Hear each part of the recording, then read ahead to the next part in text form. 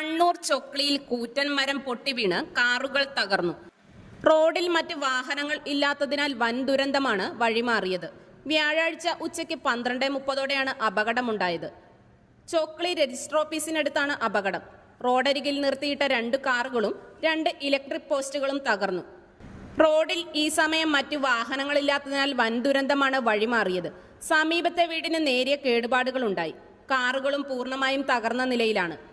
Panoor fire force എത്തി മരം മുറിച്ചു നീക്കി. അപകടത്തെ തുടർന്ന് ഏറെ നേരം ഗതാഗതം സ്തംഭിച്ചു.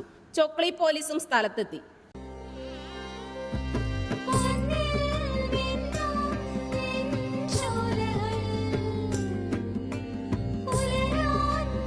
ഇതെനിക്ക് തരുവോ?